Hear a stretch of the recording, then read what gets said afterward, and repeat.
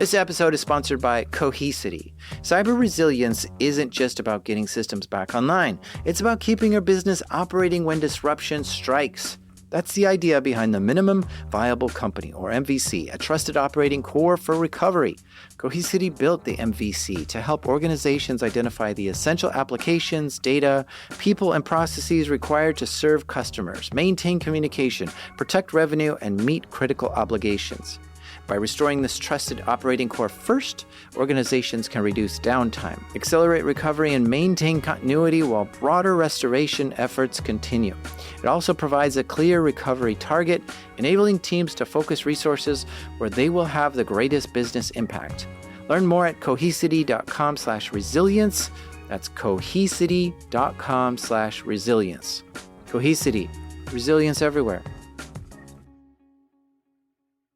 So let's start out with tell us your name and what do you do? So my name's Troy Hunt. I'm an Australian security researcher, I guess. That term seems to be used a lot. I run the data breach notification service, Have I Been Pwned? I write some online training for people and speak at events.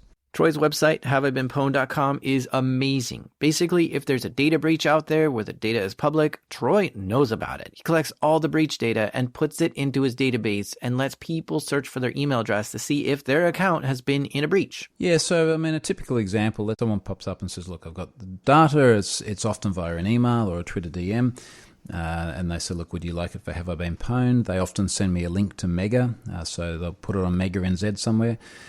Sometimes they ask for attribution as well, so some people want either the notoriety or the fame, as it may be.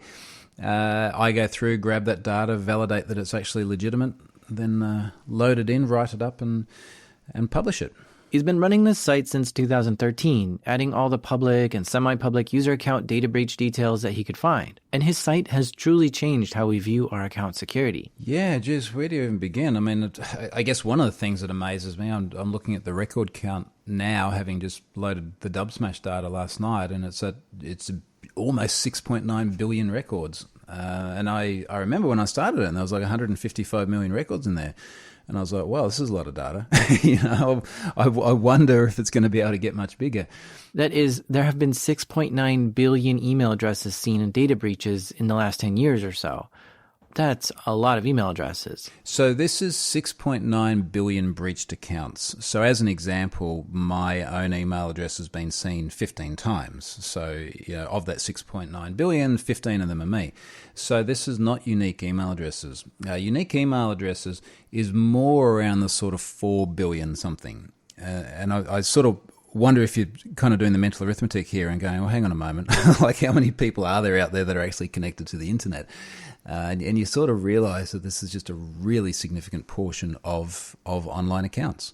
And you can imagine if you post data breach details for people to search on, Troy's going to get some interesting feedback. I remember one company said, look, we've gone and done a domain search, the same 3 guys in the warehouse, just like on basically every porn site. We need to be really, really confident that this information is accurate, because we've got to go and have some very uncomfortable chats with some of the guys in the warehouse. Can you imagine signing up for a porn site with your work email address and then having it show up in a breach notification to your boss? Ugh. But there are so many breaches happening these days that it's hard for Troy to keep up on all of it. Yeah, honestly, at the moment, it is wearing me out because it's so much work. I really, it really dawned on me in January, where I loaded one of these credential stuffing lists, 773 million records, and I loaded it just as I got on a plane to go overseas and have a few days out in the snow with some friends. And I just got thousands of emails and tweets and media, and I just got absolutely bombarded right at a time I was trying to switch off. And I've actually started to become really conscious of the mental toll it's taking, if I'm honest. So that bit is hard, and then underlying that, there's just this massively increasing stream of data. I would have multiple breaches a day sent to me of all different scale, of course.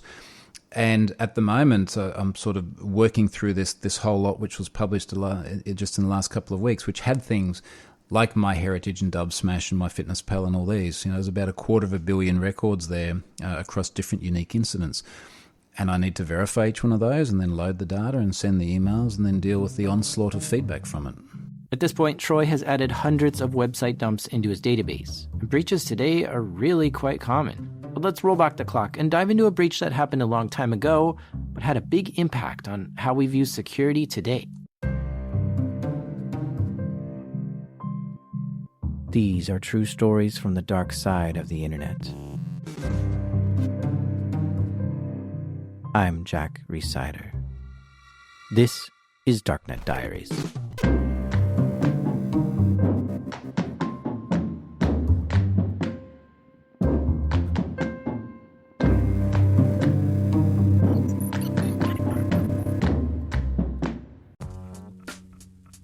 This episode is brought to you by Black Hills Information Security, trusted by the cybersecurity community for nearly 20 years.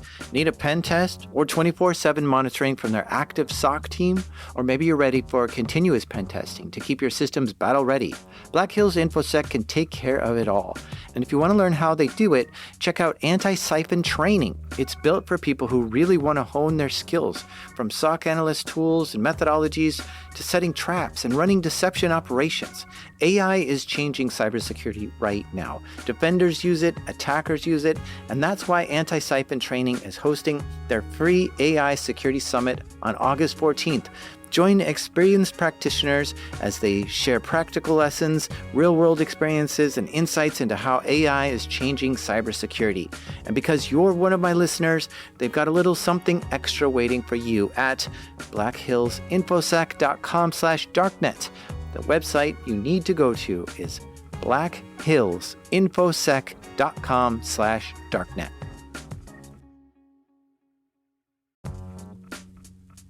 This episode is sponsored by SpyCloud. Everyday stolen identity data like credentials, session cookies, PII, and more flows through criminal underground markets. Most companies don't know what's been exposed until it's too late. For the last decade, SpyCloud has existed for one reason: to disrupt cybercrime and end criminals' ability to profit from stolen data. That mission has never been more urgent.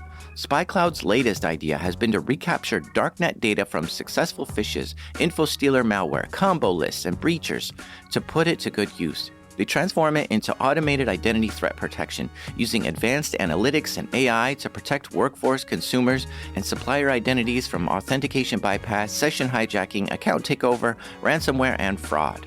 Don't wait to become the headline. Find out what criminals already know about your organization. Get your free Darknet exposure report at spycloud.com/darknetdiaries. That's spycloud.com/darknetdiaries. The common thread on where a hacker comes from is that many of them had a computer in their home as a teenager. When a teenager has a computer, they will probably want to play video games on it, and some will be curious about those games and start playing with the mechanics of the game itself by exploring the files of the game, maybe changing one of them to see what it does. They might then look online for cheats or even hacks to make the game do things it's not supposed to, and this might fascinate a teenager even more. And they begin to think about more things they can do with this, maybe write a program to automate the video game or find a way to make copies of it for friends. The curious mind and the endless tunnel of the internet is a beautiful combination, but having that while being a teenager can be even more powerful. If you're in high school or college, living at home with no job and have an obsessive fascination with that hunk of metal in the corner of your room, you can spend an insane amount of time on that thing. Literally, staying up all night on the computer, sleeping only a couple hours, and then going to class is not that uncommon. And as soon as school's out, they'll go right back to the computer again. And it's not just playing video games, but also learning HTML or how to code and finding different things to learn on the internet. A teenager can easily spend 10 hours a day on a computer, and they can learn how to build things and how to break things. Making stuff and breaking stuff becomes the new obsession. Malcolm Gladwell once famously wrote that you can master something if you spend 10,000 hours doing it. And if you spend 10 hours a day for 3 years, that's 10,000 hours. Not everyone has this opportunity of owning a computer, having an endless curiosity towards technology, and not having that much responsibility as a teenager. And if you had this, consider yourself privileged, because having access to a world of information right there in your bedroom and having the luxury of time to be able to spend countless hours on it is not something everyone has. But like I was saying, this is the common story of how many hackers got started, or security professionals. They're really two sides of the same coin. This is how I imagine Tom got started with computers. Tom was your average security professional. He likely did the time of spending the 10,000 hours in front of a computer and worked his way up, getting a solid gig securing the network for a company. He knew computers well. Oh, and Tom's not his real name, by the way. That's just the name given to him by the New York Times. Tom could code, troubleshoot PC problems, and he knew his way around databases really well. And somewhere along the way of learning all this, he got curious about hacking. He started looking at websites to learn how you can do things to computers you really shouldn't be allowed to do. He thought this was cool and wanted to learn more. Found a website that had all kinds of tutorials on how to hack. How to write a bot, how to write exploits in Python, and stuff like that. The site had a forum too, and he joined it and used it to ask questions and learn more about hacking. The weird thing about the internet, it's so big, right? And there's so many corners and pockets of people in each crevice of it, that wherever you go, it feels like everyone is doing this thing. If you go on Instagram, it feels like everyone's traveling. If you go on Facebook, it feels like everyone's having babies. And if you go on a hacker forum, it feels like everyone is hacking.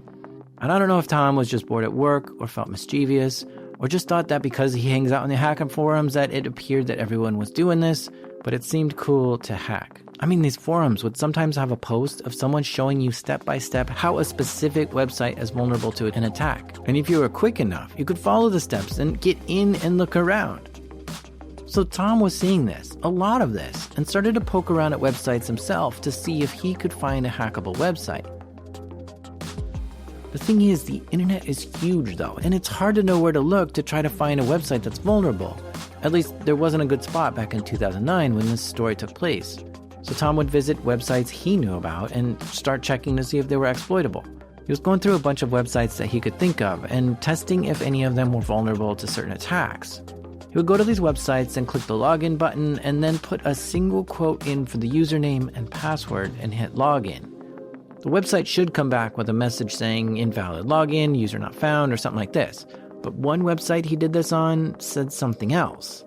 Instead, it looked like the website had crashed. The whole page went blank, and it just displayed a little error saying, you have an error in your SQL syntax. You might be thinking, wait, how is it that if you put a single quote in for the username and try to log in with just that, it gives you an error saying your SQL syntax isn't right? Well, I'll tell you. SQL, or often called SQL, is the language used to talk to databases. Websites that have users that can log in have a database where the user information is kept. And when a user tries to log into the site, the website has to ask the database if that user is in the database. And in this case, Tom asked if there's a user that's just a single quote exists. And this single quote was passed right into the database query. But SQL treats single quotes special. Web developers should not trust inputs from the user and should sanitize them and parse it differently. But when Tom saw the website was telling him he had a SQL syntax error, he knew immediately what this meant. The website was not sanitizing its user inputs properly, and he could issue SQL commands and query the database right through the username field of the login page. This is known as SQL injection, and it's been a known attack since 1998. But still, even today, web developers struggle to properly sanitize user inputs, and it's constantly being one of the biggest threats to websites. So Tom saw this website was vulnerable to SQL injection and started seeing what kind of fun he could have. Oh, I should say this website he found the SQL injection on was csfd.cz, which is like IMDb, but in the Czech Republic. It's an online movie database in Czech. So he started passing SQL commands to the database through this login page. At first, he discovered the database name, which was called public. Okay. Next, he looked at the tables within the database. There were 42 tables here. Things like forum, post, film names, film ratings, and things like that. Not a big deal. This is all public information that you could theoretically scrape from the website if you wanted to anyways. But then he saw a table that caught his eye. Uživatele, which is a Czech word meaning users. He quickly issued a command to see the contents of this users table, and sure enough, it had all the user data.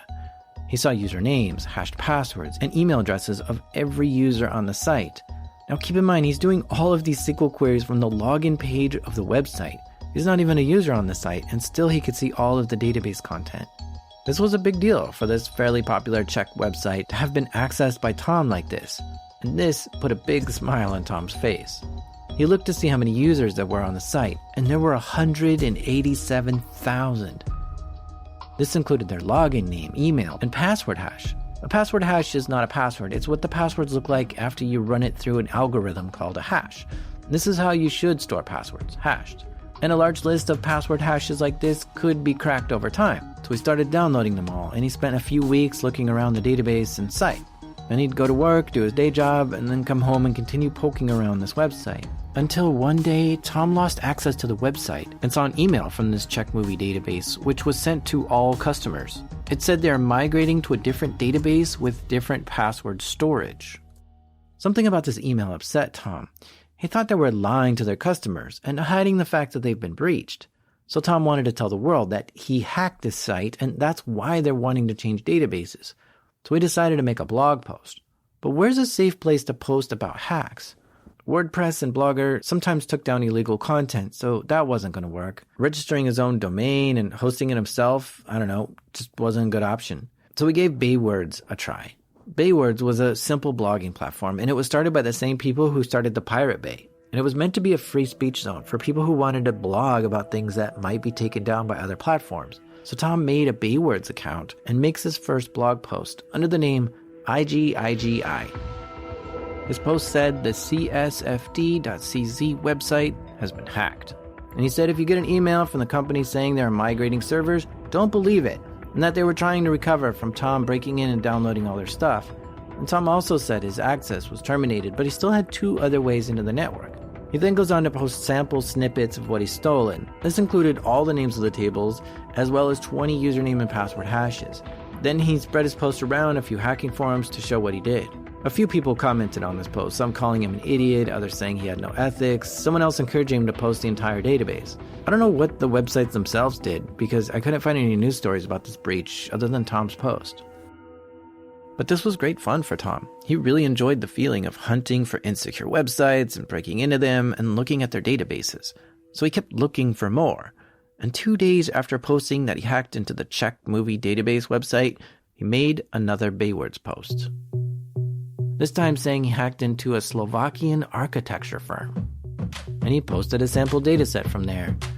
The next day, another post saying he hacked into a Czech e-commerce store, and this one was actually storing their passwords in clear text.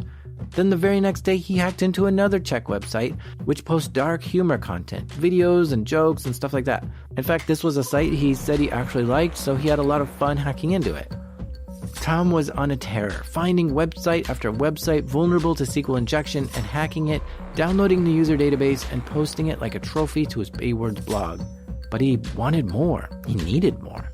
This hacking stuff was a wild rush of adrenaline and fun, so much different than his plain old day job, and it was getting him notoriety. I have a feeling Tom was from the Czech Republic or Slovakia because all the websites he hacked were all there. And it's just a lot harder to hack a website that's in a foreign language. One of the hacking forums he liked to go to had a section where people would post vulnerabilities they found on websites. One of these posts said that RockYou.com was vulnerable to SQL injection. RockYou.com was a popular American website at the time. They built widgets and tools for social media. For instance, they built a Facebook app called Superwall back in 2007. And this gave you the ability to post more cool stuff to your Facebook wall, like videos and images and stuff. People loved this app, and it grew in popularity. Over 100,000 people installed it, and they liked to decorate their Facebook pages in unique ways. Now, to use RockYou apps, you had to make an account at RockYou.com. But because it was so integrated into your social media, RockYou also needed access to your Facebook or MySpace pages too. And they were also making social media games too. They were killing it on Facebook and MySpace with tons of great apps to enhance the social media experience. RockYou was getting invited to exclusive events and getting early access to API features and abilities. More and more people started using the RockYou apps. The company was looking to be a promising startup. They raised $10 million in funding, then another $3 million, and they just kept getting more and more funding, hiring more employees too, and they were aggressively becoming a successful startup, and their popularity was booming. RockYou was growing fast, but they were making some mistakes along the way. One mistake that RockYou made was an email they sent to all 450 of their ad partners talking about an upcoming change.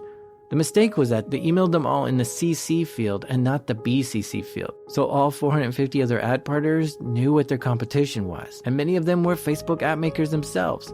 Zynga was on this list, and they took advantage of it and started emailing many of the people on the list asking if they'd like to come work at Zynga. There was a huge reply all email chain that resulted in this, and it was bad and hilarious. A vice president of RockYou came out and apologized for the email and promised to take privacy more seriously and correct the issue. But guess what? 2 months later, they did the same thing again, accidentally CCing the entire ad partner list. And then they did it again not long after that. This began infuriating some ad partners. Mistakes were made, that's for sure. Another security issue that RockYou had was their password policy. Your password had to be a minimum length of 5 characters long and could not include any special characters. This is really weak, even for 2009 standards, and RockYou would be made fun of for that over and over. So, in November of 2009, when someone posted in this hacker forum that RockYou.com was vulnerable to a SQL injection, this caught Tom's interest big time. He immediately started checking for himself, and sure enough, he was able to get right in. And this was a massive database. Forget about the 187,000 users in that Czech movie database website. RockYou had millions of users. Tom was blown away by this. Such a big and fast-growing company with such a simple vulnerability. In fact, the SQL injection Tom used to get in was very close to the same one posted in a Frack magazine in 1998. And so 11 years later, RockYou.com was open to this same exact vulnerability. They didn't have their users' best interest in mind. So Tom started going through the RockYou.com database and taking all of the user data he could find, downloading hundreds of thousands of logins, which quickly became millions, and then tens of millions. This took a while for him to get all this, and he would spend days downloading all this data out of the database. And what he does with that data will change the way we view password security, even today. This episode is sponsored by Rippling. These days, you can chat with AI about almost any business problem, but only Rippling AI is built to solve them. That's because Rippling is the only AI built on your live global workforce data, giving you full visibility into your business and the ability to take action with AI that executes across departments. Say you want to retain top talent. Just ask Rippling, who are my top performers this year, and instantly receive a workforce report highlighting your best employees with supporting data like comp ratios, performance reviews, and engagement metrics. Rippling AI can turn these insights into proposed retention strategies, including a recommended 10% spot bonus for top performers. So don't settle for AI that's all talk. Head to rippling.ai/darknet and get AI that turns insight into action. That's Rippling, spelled Rippling. Rippling.ai/darknet. Sign up for your exclusive access today. Tom wasn't the only one that noticed the forum post that RockYou was vulnerable to SQL injection. Someone else had noticed this too. So my name is Amichai Schulman, and by 2009, I was working with Imperva, a company that I founded in 2002. Amichai has a strong background in security. In fact, he started out in Unit 8200, the secret Israeli military division. Yes, I spent 8 years with the military. One of the lessons, the bigger lessons I took from being on the defensive side in the military was that, when you're in the military, okay, you think you can command people to do things. And you go to application programmers and you tell them, you have to write secure code, that's in order. You have to use prepared statements so you don't get SQL injection, that's in order. And when you see that this kind of practice cannot be enforced in the military, you'll get to understand that it is even less effective in commercial environments. So sometime after Amichai finished his time in 8200, he went off and co-founded a company called Imperva, which helps companies secure their applications. He was good at defending the network and put his expertise to use. So in December of 2009, a security researcher at Imperva saw the forum post that RockYou.com was vulnerable to a SQL injection. He notified RockYou of this vulnerability, and RockYou quickly got to work fixing the problem. They worked all weekend to resolve this SQL injection on their site, but while doing so, they realized it was too late. RockYou had seen that someone else had been in the site and downloaded a copy of their entire database. A small news article came out about Imperva warning RockYou of this vulnerability. Tom, the hacker, saw this article and went crazy. By this point, not only did he hack into the site, but he had downloaded their entire user database. Tom downloaded 32 million user accounts from RockYou.com. He looked at the 32 million accounts he stole and then looked at the article which said the vulnerability was fixed. And he thought, well, it's too late. You've already been hacked. The privacy policy on RockYou's website was not the best. First, it says the company makes reasonable efforts to keep its users' data safe, but the security is not ensured and you should use the site at your own risk. Yeah, it actually says when you give any data to RockYou, you are doing so at your own risk. Then the policy goes on to say that if RockYou learns of a breach, they may contact their customers to tell them. Well, Tom had breached them and they weren't notifying their customers. He wanted to expose their weak security and get them to admit that they've been breached. So what does Tom do? He writes another post on his Baywords account.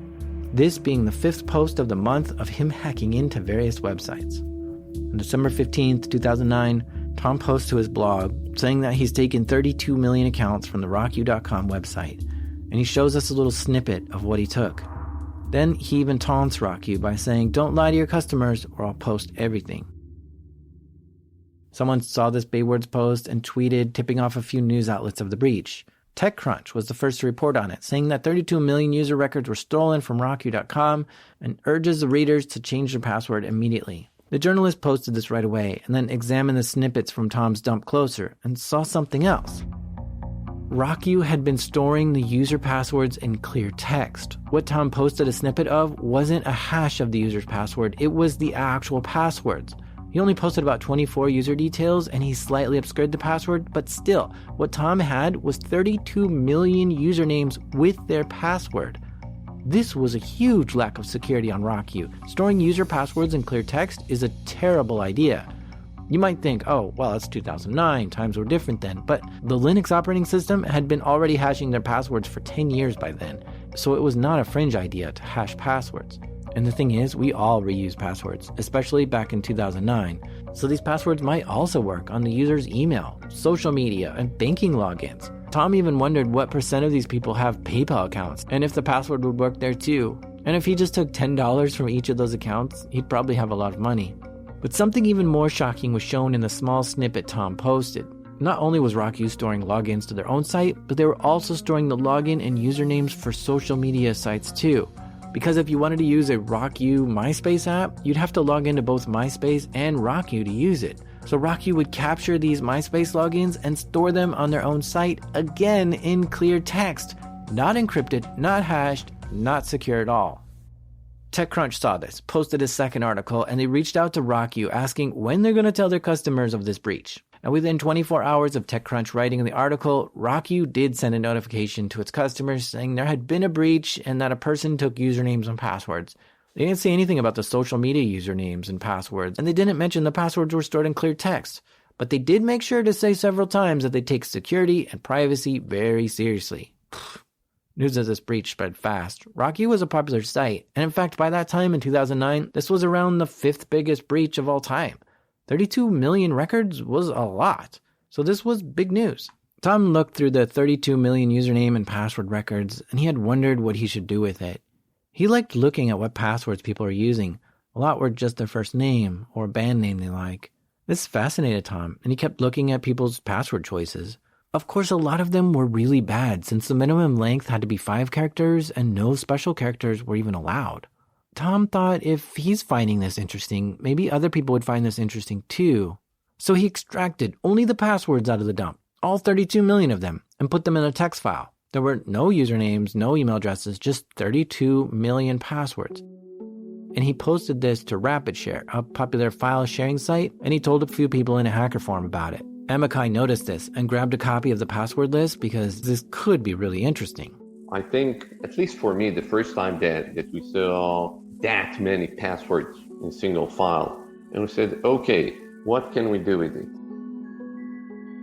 When the password list got in the wild, some news sites reached out to Imperva for another comment. But for Amakai to go through 32 million passwords was going to take a long time. And I have to say our PR agency was not happy about it because I told them it's going to take time and we're not going to have a comment on this in 2 hours. It will take us at least a week to process the file and understand what we can find and learn from it. So they were not happy to begin with. This got downloaded by many other hackers really quick. This was hot stuff. Like I said, this was around the 5th largest breach at the time, and since these passwords were in clear text, this was an amazing data set of words to try when cracking passwords. Previously, there were simple dictionary words lists, but now this is a massive list of actual passwords people are using. Rapid Share link didn't stay up long. It was taken down pretty quick, and it didn't matter. The password list got out in the wild, and at that point started getting shared and spread among many hackers and security professionals online. Amikai and Imperva started making sense of the password list. They looked at what were the most commonly used passwords on the list. Here, I'll read them to you. Each one of these passwords I'm about to read has at least 10,000 people each who use this password. 123456. 290,000 people used that password. 12345. 123456789. Password. I love you. Princess. 12345667. RockYou. Yeah, 20,000 people used RockYou as their password. 123456778. ABC123. Nicole, Daniel, Baby Girl, Monkey, Lovely, Jessica, 654321, Michael, Ashley, QWERTY, 111 111 000 Michelle, Tigger, Sunshine, Chocolate, password with the number 1 at the end. Very clever. Only 11,000 people thought of that one. Soccer, Anthony, Friends, Butterfly, Purple, Angel, and Jordan.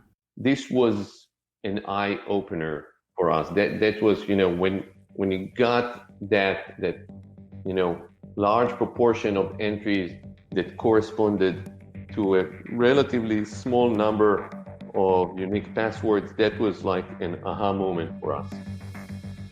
This was incredible data. It was such a rare glimpse into what passwords people are actually using in the real world on a massive scale. Nothing like this had ever been seen before. Amikai had found that if you take the top 5,000 most frequently used passwords, you could crack 20% of all passwords. So that's a huge thing, because it changed the way that we were thinking about credential theft attacks or what would attackers do with this kind of file. Or put another way, if I wanted to get into a single user's account, not on RockYou, but on any site, Facebook, Gmail, a bank, if I try each of those top 5,000 passwords, I have a 20% chance of getting into that single account. Exactly. So either way you look at it, you understand that, relying on the fact that attackers will use high volume, noisy, brute force attack against every possible password is not the way to detect attacks. And I do think that once we understood that, it was actually easier for us to really detect more attacks than we thought were in the wild. And again, I think that this publication with the large number ignited the whole discussion about password strength. As you can see, this was a gold mine for hackers to have. With a password set like this, the likelihood of them hacking other accounts significantly went up. Hackers were able to use this password list to get into many accounts after this. But at the same time, it gave defenders the ability to know how to detect such an attack. Because now we know attackers really don't need to try millions of potential passwords. They could just try the top 5,000, or maybe the top 1,000, or the top 500, or even the top 5, and still have a % chance of getting in. When we came up with the report, like almost 2 weeks after the incident, it turned out that New York Times showed a lot of interest, and it got us much more publicity. So PR people were not that mad at the time. This article actually hit the front page of New York Times, and it said, if your password is still 123456, it might as well be hack me. RockYou sent more notifications to its customers outlining certain steps they're taking to ensure security going forward, and they started hashing their passwords after that too. But this breach caused a major loss of customers. Many people were deleting their accounts and avoided using their apps. Their growth and climb to success had stalled and was actually detracting. About a year after the breach, RockYou announced a massive amount of layoffs. Many people were let go as the company restructured its resources, and the co-founder himself stepped down from his position as CEO. RockYou was determined to recover, though, and rise up again. One of their arch rivals was bought out by Google, and RockYou had gotten even more funding from venture capitalists. They used it to buy up a few small-time video game studios and continued to create apps for social media. And by another strange turn of events, this hack was mainstream enough that it was actually a question and a game show. All right, you've got $1 million. I've got 7 questions. Let's play the $1 million money drop. Fox created a game show called $1 Million Money Drop. A husband and wife couple is asked some trivia questions, and they have a chance to make $1 million. One couple was doing really well and had worked their way up. If they could answer this next question correctly, they would win $580,000. Let's take a look at the question. And it was something like, in the Imperva report, what was the most common password? Something like that. So I know people 60 seconds, the clock has started. Okay, pop quiz. Let's see if you're listening. Do you remember the most common password I mentioned a few minutes ago? Here are the answers to pick from. I love you, password, and 1, 2, 3, 4, 5, 6.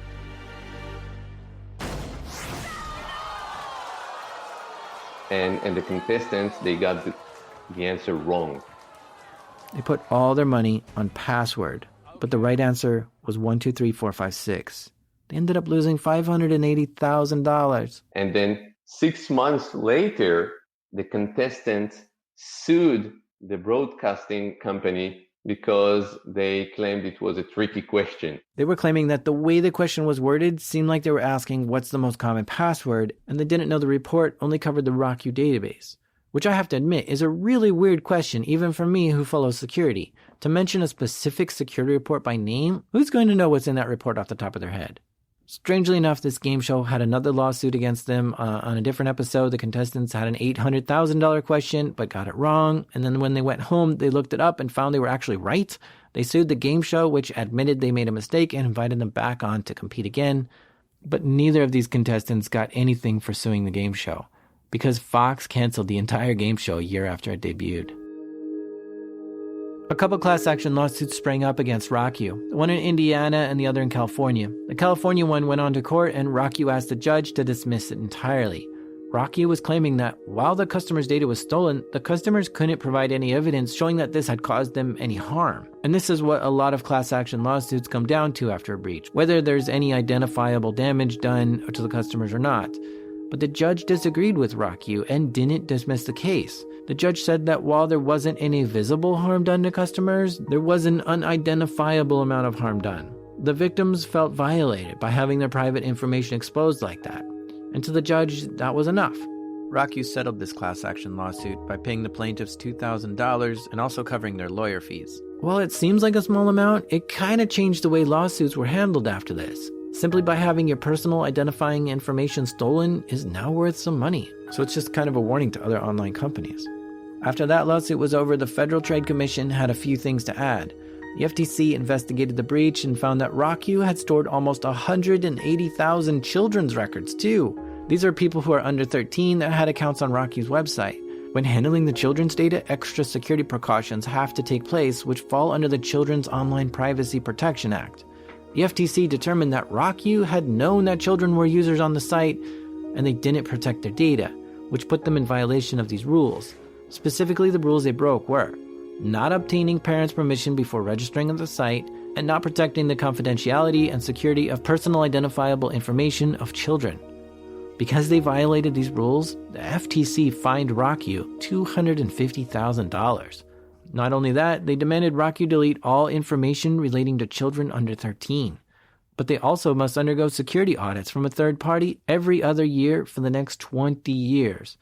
Violating any of this will cause even more fines. RockYou continued to build up its reputation. They purchased more game studios and made more apps after that. They hired more key people and had some fairly successful games. But something about their business model didn't work as well as they'd hope. They struggled to keep things going and had some internal failures. I started researching the story earlier this year, And I went to RockYou.com's website last month to check it out. It looked sharp, hip, trendy, and they were talking about their future. About 8 months ago, they got another $10 million in funding, and they just acquired a company called Mom.me in January. And they were announcing they're going to upgrade their servers in the next coming weeks. It looked like good things were ahead for RockYou. But a few weeks ago, I went back to the website, and it was totally down. It's been down for 3 weeks now. If you try to go to RockYou.com right now, it says error connection reset. And this is odd because the site was just there last month. I turned to look for their Twitter account, and it's been deleted. Their Facebook page is also gone. It's like their entire company vanished right in front of my eyes. I did some research, and I found what's going on. On February 13th, 2019, RockYou filed Chapter 7 bankruptcy in New York State. They seem to have quietly closed up shop.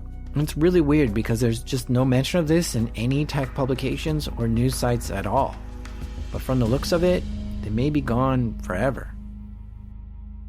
I don't know why the company had done so poorly in the last 10 years since this breach. So I'm going to guess there were a series of other problems they faced and they just couldn't overcome. Perhaps a few bad investments or poor leadership decisions. It looks like they were running some poker and bingo games that paid out with real money, but a lot of people never got paid and got mad the site shut down while owing them money. It even says in the bankruptcy documents that there's over $500,000 in unpaid customer winnings. So what happened to Tom, you might ask? I don't know. After he posted this RockYou breach data, he kept blogging for a few more days after that. And then he did an interview with a news outlet and then disappeared, seemingly forever. And we don't even know his name. He went by IGI on his blog posts, and Tom is just the name the New York Times gave him. There's never any news of him getting caught or facing charges. Tom said in the interview, "They're now hunting for me, but why? I didn't do anything wrong. They should now be in jail because they put all those people at risk. What I did was just for illustration." Tom wants us to think about who the real villain is here. He thinks it wasn't him, and RockYou thinks it wasn't them. Can you be the victim and the villain at the same time? These are good questions. I asked Troy Hunt what he thought of the punishment that RockYou got from this. It's an interesting question because for me, particularly around things like class actions, there's always this question of impact. So if we're talking about individuals out there that are taking part in a class action, I guess I would like to assume that in order for there to be retribution from a company, there needs to have been some sort of damages. And the hesitation I have with RockYou is that when we're just talking about a whole heap of passwords not associated to individuals floating around, it's probably very hard to sort of draw that back and say, I had my identity stolen because of RockYou. Well, the only way that really makes sense is if you're using that same password everywhere and someone guessed what it was. So I'm a little bit hesitant on the class action side of the thing, unless there's a really clear line of attribution back to the original incident. I'm more supportive of regulatory penalties where we have someone like the FTC being able to say, look, you guys just simply didn't do enough to protect your customers.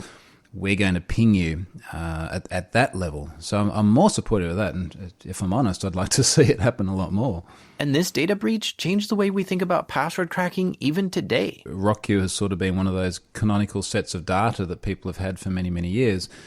And I guess the interesting thing is now, like a decade on, we know that people are still using the same sorts of passwords that they were back then as well. So I guess the long-term value of RockYou is still there. For years, the data Tom posted was the very best password list you could use when cracking passwords. In fact, it became so good and passed around so much that it became included in many popular hacking programs and OSs. Even today, Kali Linux, a popular hacking operating system, comes with the RockYou password list on it by default. You can find it right there in the user share words list directory. I've personally used this words list to crack many passwords in my time, and now I know where it came from. So, bye, Tom. And thanks for all the cracked passwords.